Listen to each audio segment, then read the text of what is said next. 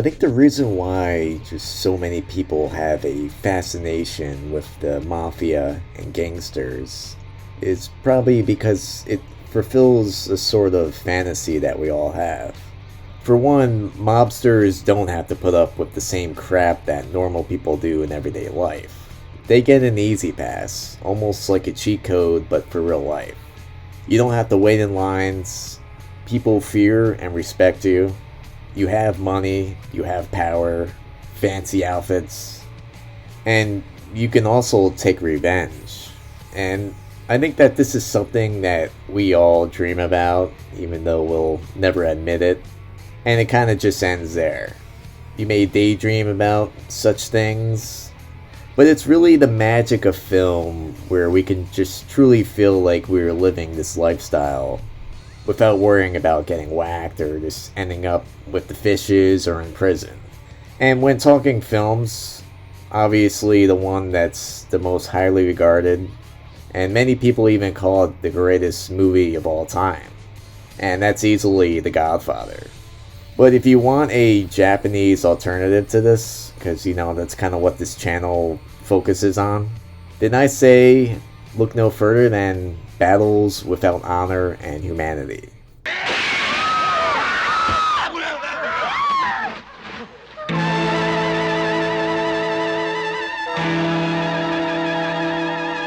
So I chose to make this video mainly because you guys voted for it. I did a recent YouTube poll.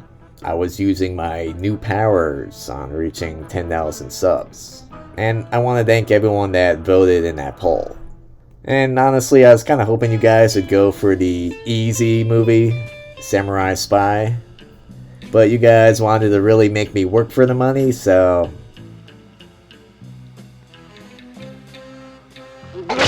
depending on how this video performs, I might choose to talk about each of these films individually. But for now, I'm just going to talk about the series as a whole. So there's actually quite a few of these films, and I'll talk about more of them later. But right now, I'm just going to focus on the Kinji Fukasaku 5-film series. It was the original, and they're from the 70s. First one started in 1973. And this series includes Battles Without Honor and Humanity being the first one. Then you have Deadly Fight in Hiroshima, also known as Hiroshima Deathmatch, which is a much better name. Third film is called Proxy War. Then there's Police Tactics, the fourth film. And the final and fifth film is titled Final Episode. So I view these on the Arrow Blu-ray releases. I unfortunately didn't get the box set. If you're gonna buy them, I recommend just waiting for a sale, as Arrow DVDs are the more expensive ones. But Arrow, for me, I think is top tier. I think they make the best transfers. They usually have the most content. So if you're asking me, I definitely prefer that over Criterion. However, with these, there is really only one commentary, and that was for the first film. There is also a few interviews that are interesting, but as a whole, I definitely could have used more content. I was a little disappointed in that. But as a side note, I just love the covers of each of these films. They really just express that kind of gritty feeling. So, the name of the series is Battles Without Honor and Humanity, but it's also known in the West as the Yakuza Papers series. It's a Japanese Yakuza film series produced by Toei. It's inspired by a series of magazine articles that are in turn based on stuff that was written by real-life Yakuza members. The films themselves detail a kick-ass trip through the rise of the Yakuza during post-war Japan, taking place in 1945 and traveling through the next 12 or so years. It follows a group of friends that come together and just try to survive the cruelties of post-war and post-bomb Japan. And then they spend the next decade pretty much killing each other, constantly changing sides and turning on one another.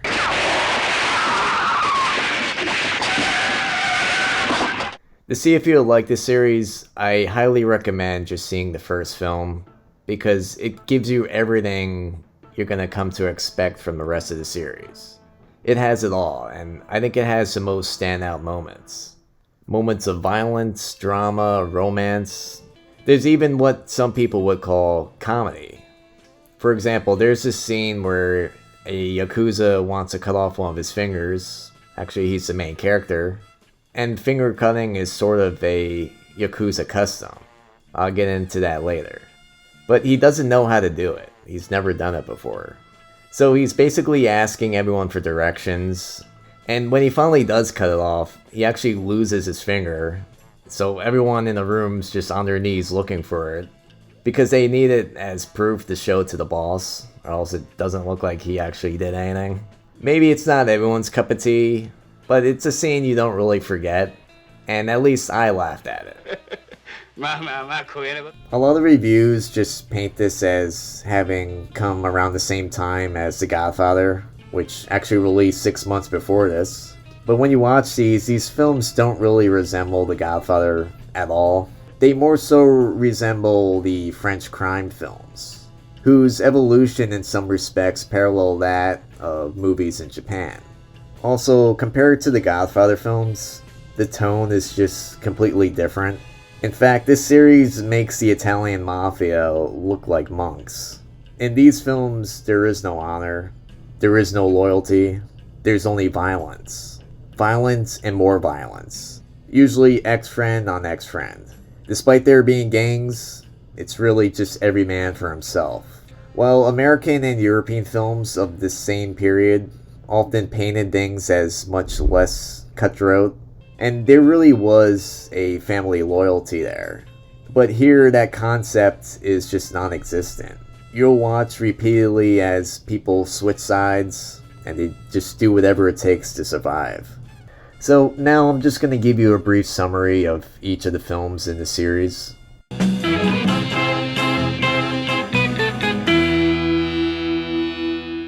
So the first movie is Battles Without Honor and Humanity. It released in 1973. It begins explosively with an image of the nuclear cloud that decimated Hiroshima. It takes place between the years of 1949 and the late 50s. The former Japanese soldiers are now in GI camps, and we watch them just struggling to make a living post-war. Many turn to crime, and they become Yakuza. This is basically the Japanese mafia. And the film and the entire series follow this one veteran named Shozo Hirona. And we just watch as he navigates his life into one of the Yakuza families, eventually becoming the crime boss.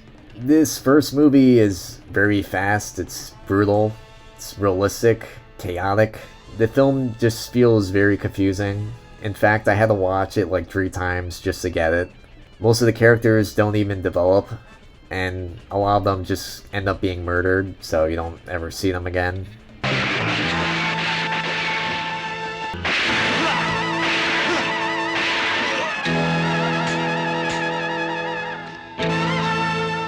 I think the reason why this movie looks like this is because it's based on real historical accounts. And that's most likely why characters are just killed off before they even get a chance to develop. This is what gives this film such a sense of realism, and that's what I respect about it. The second film is titled Hiroshima Deathmatch, and that's a badass name. It was also released in 1973. At the end of the first film, the main protagonist has left the clan that he was with, and this is mainly just because it was destroying itself. Everyone was turning on one another. And naturally, the viewer is going to want to know what happens after that. But director Fukusaku had other plans. Instead of picking up where it left off, the films follow a different main character. It shows how this new character enters into the Otomo clan, which is another Yakuza group in Hiroshima. This is during the Korean War. But you kind of have to think of this one as a parallel story that's in the same universe created in the first film. This new character starts out as this petty card shark.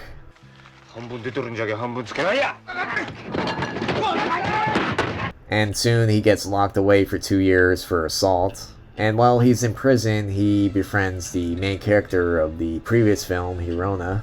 And after that, we just watch as this new character is eventually brought under by the Otomo clan.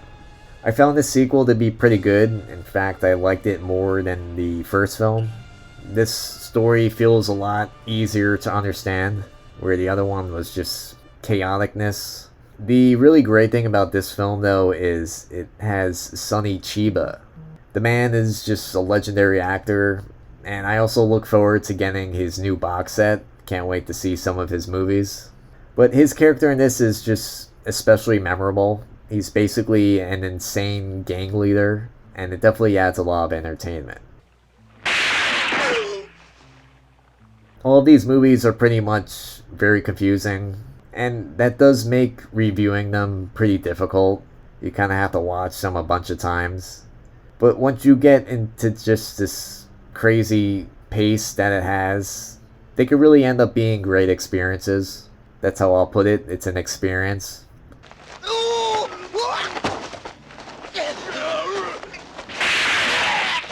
One of the reasons these films are so effective is just the true basis behind them. People are killed so quickly that it seems like there's not even time to develop them. They are a solid depiction of just the criminal structure where essentially soldiers are constantly sent to be slaughtered like cattle. But these films are also just a great history lesson on what Japan was like during this time. So next is Proxy War. Again, it was released in 1973, and that's just insane to me. How does a director make 3 films in 1 year? This third film is considered by many to be the best in the series, and I could definitely understand why.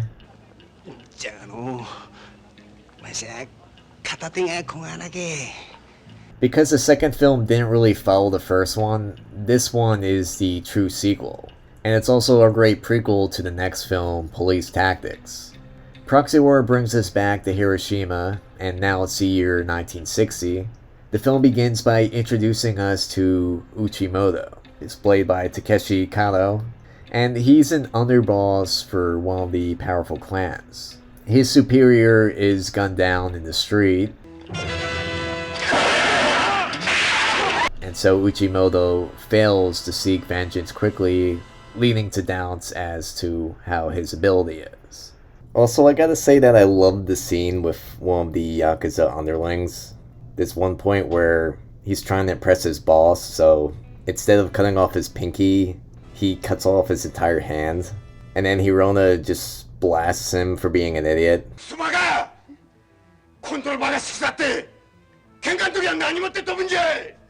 Sort of like a throwback, I think, to the first film. But I noticed that Yakuza mutilation is sort of a gag joke in a lot of these movies, and not just this series. There was something similar in Ichi the Killer. Let's see if you know what I'm talking about. Anyway, the third film is, in my opinion, the best in the series. Don't miss it. And the fourth film is Police Tactics. And this was actually meant to be the final film, and because of that, you could kind of tell that it wraps everything up nicely. And this one was released in 1974. And when you watch this, it's just great to see just all the time you spent in the previous 3 films, how it just adds up to just a great finale in this film. Overall, it's a satisfying ending. And the 5th and final entry is titled Final Episode. It also released in 1974. And this film follows up with what happens in Police Tactics. Though if you see Police Tactics, the way that ends, you kind of question why they made another one after that. And the reason why is just because the series did so well, and now it's time to make more money. And going in to watch this film, I was especially kind of skeptical of just the quality of the film. And it definitely does feel a little different from the other ones. But with that said, I was still pleasantly surprised with how this film turned out. In the end, there wasn't really a reason why they needed to wrap up the series with an additional wrap-up. But this film is still pretty good. I mean, I still feel like Police Tactics was better, but this is sort of like the part 2 to that. And still, I'd say if you watch the other 4, I'd say you still have to watch this one just to see all 5 of them.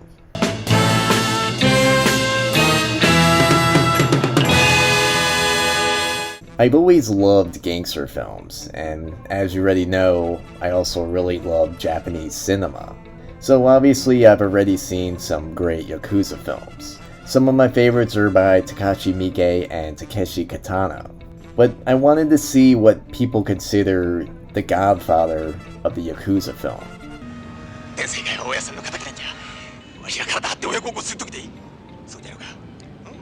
And whenever I look up top 10 Yakuza films, this series would always pop up. So the 5 films in the series are all directed by Kinji Fukusaku. They also star Bunta Sugawara, and he plays the main protagonist, Shozo Hirona. And he's actually based on a real-life Hiroshima mob boss. And what's cool about that is the main character is a criminal. Like, there's not too many redeeming qualities about him.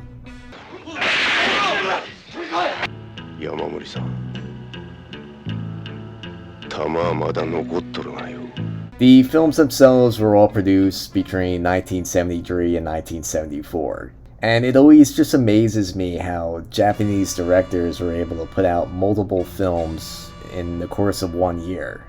In fact, also look up the Lone Wolf and Cub series. Like 6 of those films came out like in 1 year. Anyway, this film series was both a critical success and a commercial success. And it very much made the Yakuza film genre very popular. After this, Fukusaku would go on to direct an additional 3 more standalone films under the title New Battles Without Honor and Humanity. And that came out between the years of 1974 and 1976.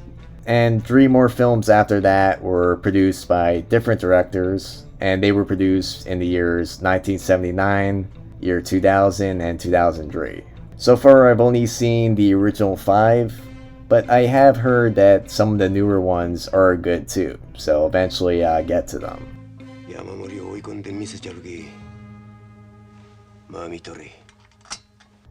The movies were a massive success. In fact, the 4th one was supposed to be the last one, but audience demanded another film, and so they created the 5th film titled The Final Chapter.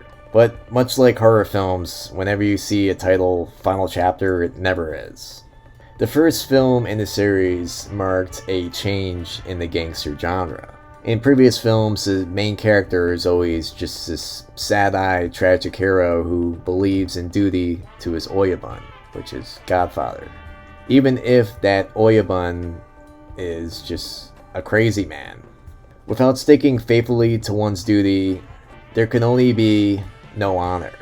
The tension between unconditional duty to a crime boss who commands his men to do harm to innocent people, and one's own sense of humanity, was the main source of drama in classic Yakuza film.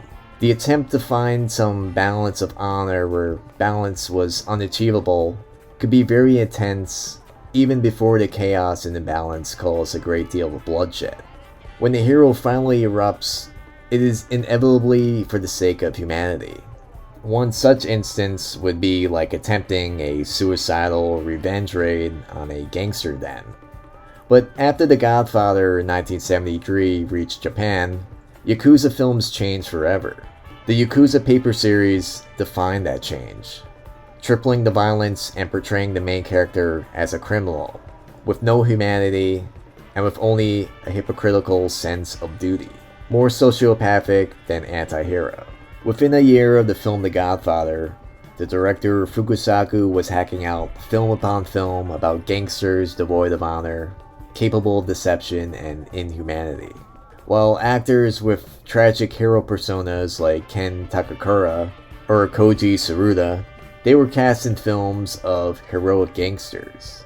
A different look, though, was needed for the sociopathic gangster, someone less pretty and more rugged, and that's why they chose Bunta Sugawara. Bunta just has that much-needed rugged look.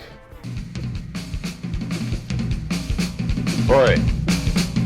Fukusaku's type of gangster film combined with Bunta's rugged acting were the epitome of a change from a romanticist gangster film of the 1950s to a more realistic gangster film of the 1970s and on. In reality, the movement really wasn't from romanticism to realism, but only to a new fantasy of Yakuza film. A shift from meaningful violence erupting after all other options have disappeared to one of pure mayhem. Mostly being born out of anger, greed, or stupidity. Yakuza films were suddenly void of the concept of the exception. And this is a gangster who could at least dream of doing good. There's a spark of goodness in him. We definitely see this type of character even today. In fact, there's games like the Yakuza series.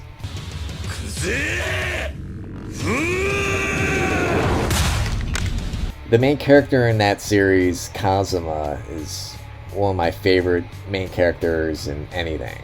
And actually, he looks a lot like Bunta's character does in this series. And there's no doubt that he was influenced by him in some way, because this is the Godfather of Yakuza film. But the difference is, we see a spark of humanity in Kazuma, but we don't see that in Bunta. In fact, Kazuma is just constantly trying to escape the gangster life. And it's kind of the message in those games where these two worlds can't really get along. Constantly, Kazuma is trying to get rid of his gangster life, but he's always brought back in. Just when I thought I was out, they pull me back in. There is no love and humanity in the gangster life. So, if you plan on watching these, which you probably are if you're watching this video, I'm just gonna give you a warning. When you go to watch the first film in the series, you're probably gonna be overwhelmed, and maybe not in a good way. In fact, the first few minutes of the first film are amongst the most chaotic openings I've ever seen to a film. It's hard to even describe each scene. It all just kind of blends together into one mess of chaos and violence. And it's no surprise when this first premiered that a lot of people walked out, and I could definitely see why. It would definitely be interesting to see at the time. I mean, I have a feeling if this was shown now, people would probably walk out too. Within the first few minutes of this film, you get bombs being dropped. A woman looks like she's being sexually taken advantage of. There's even a man's arm that's just cut off with a katana and blood shoots everywhere. That last part was at least cool. But it's just ugly. It's ugly to look at, it's ugly to think about, it's ugly to talk about. It's as if these images themselves are there to just depict the feeling of the time. It's set right after World War II, so it shows just the unbalanced feeling during that time period and what people were feeling. And you believe it too. You believe it was just this chaotic because the director who made these films was actually there.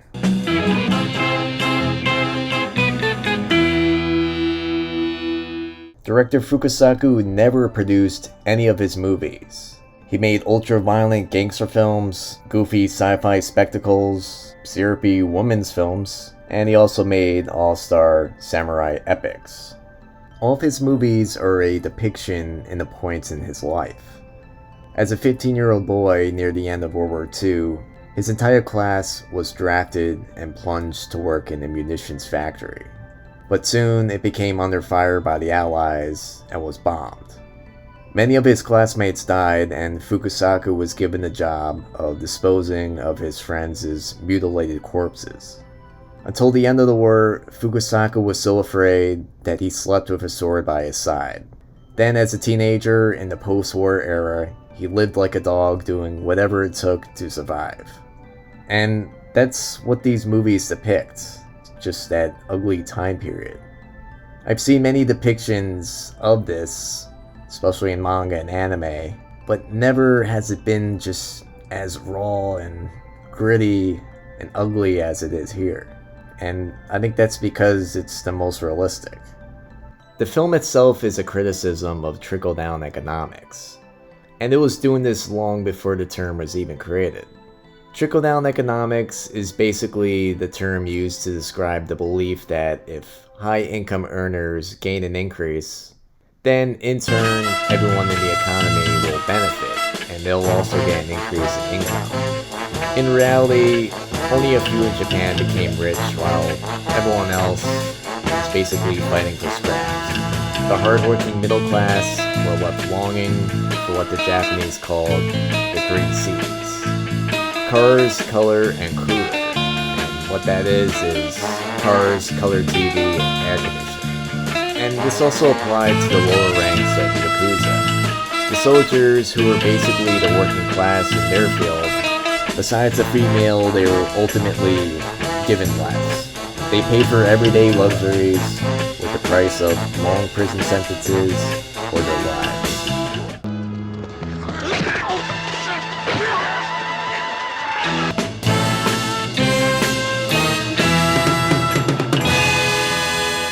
Non-Japanese speakers aren't really gonna notice this, but I still find it interesting. This was the first movie to make popular the Hiroshima Ben slang, and this is Hiroshima's unique slang dialect.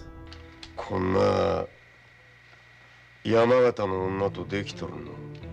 Japanese audiences, the Hiroshima Ben in all 5 of these films, even to this day, remains highly quotable. And the lines in these films are just as memorable as Leave the gun. Take the cannoli. I'm gonna make him an offer he can't refuse. whole sections about the movies are still dedicated to its memorable lines and are widely quoted online even today.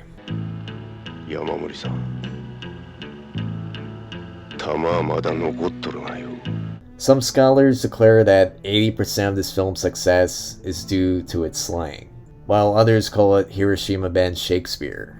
Originally, the screenwriter struggled to come up with the dialect in his screenplay. That was until meetings with Shigeru Okura, and he watched the Hiroshima-born studio heads scold his employees with cynical profanity-laced Hiroshima Ben. And finally, he understood it.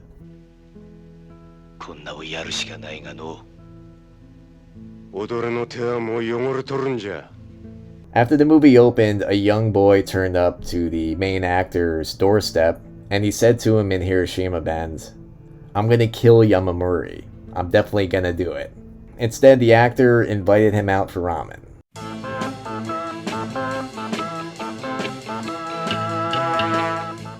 So, like I mentioned before, the standout scene in the first film, and maybe even in the entire series, is when the main character has to appease his boss, and the only way to do that is by cutting off his pinky. Actually, it's just the tip of his pinky. And this is actually a well-known Yakuza custom. And real members actually did do this on a normal basis. If you watch the commentary in the first film, they actually talk about how ER doctors used to see Yakuza come in all the time. And Yakuza would come in with their pinkies cut off, and they'd usually arrive with a partner. And they wouldn't really say much, they wouldn't disclose that much information on it, but it was well known. And it's kind of become a thing of pop culture. It makes the Yakuza seem like these brutal guys that have no pain, they could just cut their fingers off and be okay with it. But it actually does have a purpose besides just being edgy. And this was actually information I got from a friend on Discord. He actually gives me a lot of information, so once again, shout out to the very knowledgeable Jay Tilton. So the custom itself has to do with Kenjutsu. That's basically the martial arts of sword fighting. Japanese people grip the handle of a sword much different from Westerners. Instead of like a baseball bat, they grip the sword with mainly their thumb, pinky, and ring fingers. This leaves the middle and index finger much looser. When holding a sword, they use the left hand for power and the right hand for control and movement. So cutting off the tip of your pinky makes it less capable as a swordsman, meaning you now must be more reliant on your group for defense. It's basically a way of saying that for now on you're going to stay in line and you're not going to try to do anything reckless, at least without your boss's consent. And this is why the main character did this after he, did something reckless and attacked the other gang member.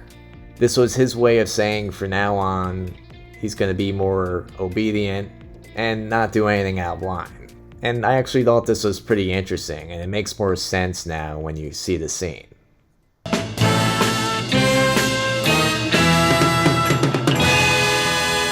When you actually sit down and try to watch these movies, it's not as easy as it sounds. The average moviegoer is never going to be able to sit through something like this. Even the action isn't as flashy as it might sound, especially when you combine just the confusing and insanely complicated plot in each of these films. The story may seem of no consequence, but much of the tedium comes from the fact that the conventions of the genre were never really aimed at Western audiences. The Yakuza Papers time period taking place in the aftermath of the Pacific War is the reason for its tone. This is when the Japanese learned that they were not this undefeatable divine race anymore. And they were told by basically their god, the Emperor, that he isn't God. If there was no God, then everything including humanity, duty, honor were likewise false. And all that remained was chaos.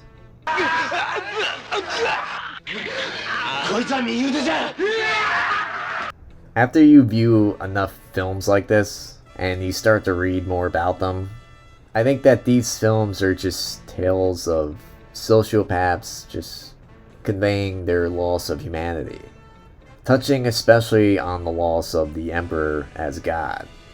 If you want something that touches on this theme of just sociopathic, psychopathic behavior, and one that does so a bit better and easier to understand, then I probably recommend more modern Yakuza movies, maybe ones that were done by Takashi Miike. There's definitely easier Yakuza movies to understand than this one, so maybe this isn't the best starting point. But if you may want to try something different, and maybe you have some knowledge of just the Yakuza genre already, then maybe you might be ready for the Black Diamond level of gangster film. And eventually, you'll just want to try out this series. If you're gonna watch it, I recommend just watching the first film first before buying the entire set. Just to give you a taste, you might hate this movie, and if you hate the first movie, don't even bother with the other four. I do like the second film more than the first one, but they all kind of have a similar tone. But these films aren't really normal gangster flicks. Instead, this is a groundwork for something much bigger. But more than anything else, this is a window into something that feels very real. And there's simply nothing else like this.